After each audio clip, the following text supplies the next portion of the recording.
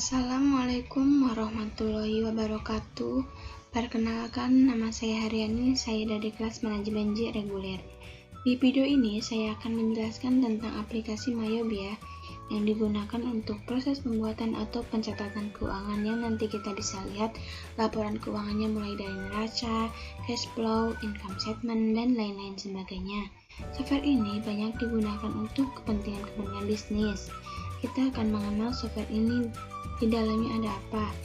Sebelum saya akan jelaskan tutorial menggunakan software ini, saat teman-teman buka aplikasi yang pertama, akan keluar seperti ini. Saya di sini menggunakan aplikasi Mayob Accounting Plus versi 18. Di sini ada Open, Create, Explore, Watch New, Exit. Open ini untuk membuka file kita yang sebelumnya sudah kita buat. Kalau Create ini untuk membuat file baru dan kita setting dari awal profil perusahaannya dan lain-lain. Nanti kita bisa belajar ini. Explore ini akan melihat contoh-contoh yang sudah ada yang disediakan di Mayob. Watch New ini mengenai software ini. Kalau Exit ini tombol untuk keluar. Kemudian saya akan masuk ke menu utamanya dulu dengan ambil sampel yang sudah ada. Ini menu yang ada di Mayob ya. Ada akun, banking, sales, team billing, purchase, payroll, inventory, dan cash flow.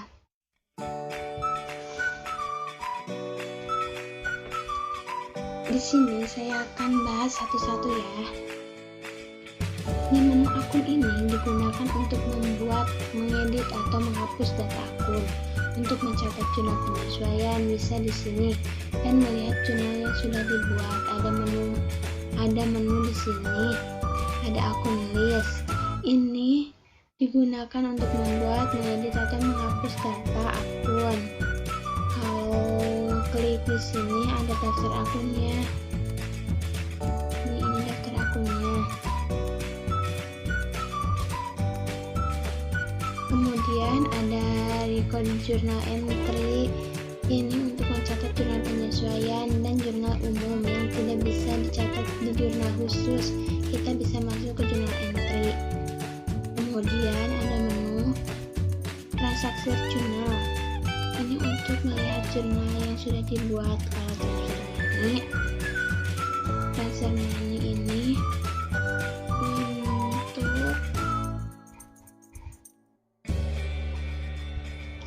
Kalau transfer money ini untuk digunakan mentransfer petty cash ya.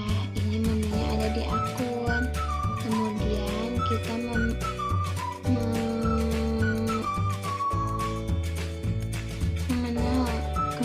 mengenal ke menu banking.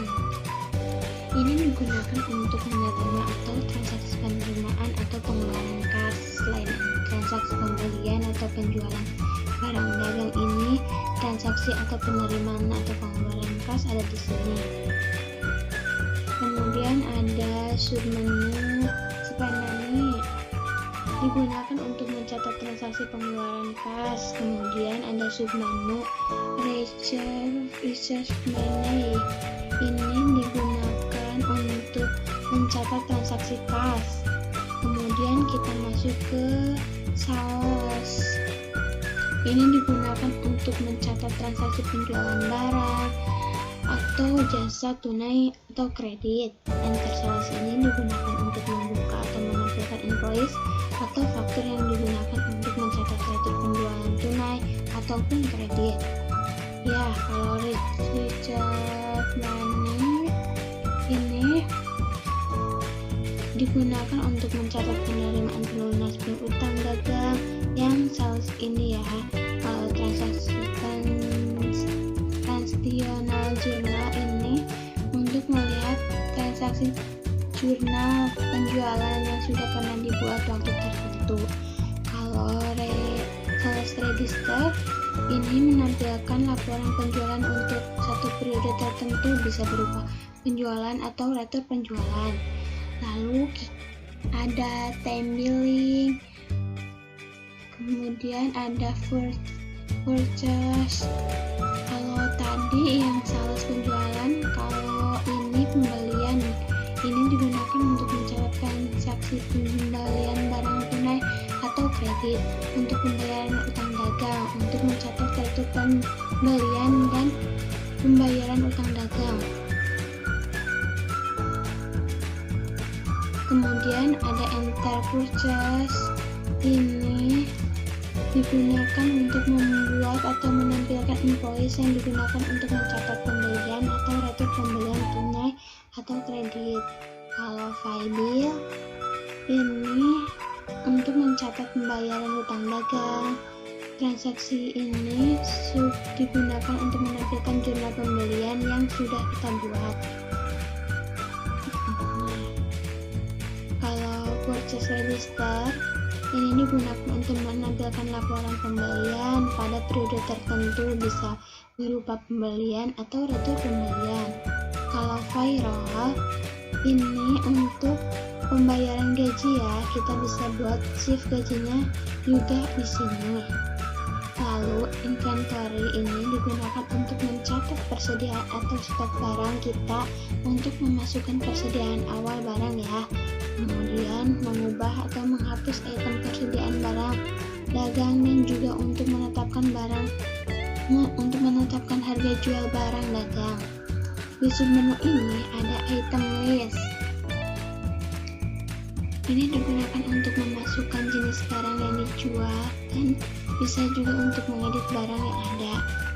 Terus ada count inventory. Ini digunakan untuk memasukkan saldo awal barang dagang dan bisa digunakan untuk menyesuaikan kuantitas. Kalau transaction journal ini digunakan untuk melihat tampilan jurnal mengenai persediaan yang sudah pernah dibuat untuk periode tertentu.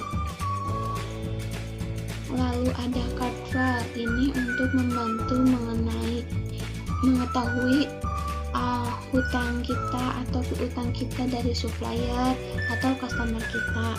Kalau kita lihat, bisa tahu customer kita siapa. Nih, kita bisa tahu customer kita siapa saja, supplier kita siapa saja, dan employee ini kita bisa tahu karyawan kita siapa saja. Mungkin itu saja yang bisa saya sampaikan mengenai menu-menu yang ada di Mayob. Wassalamualaikum warahmatullahi wabarakatuh.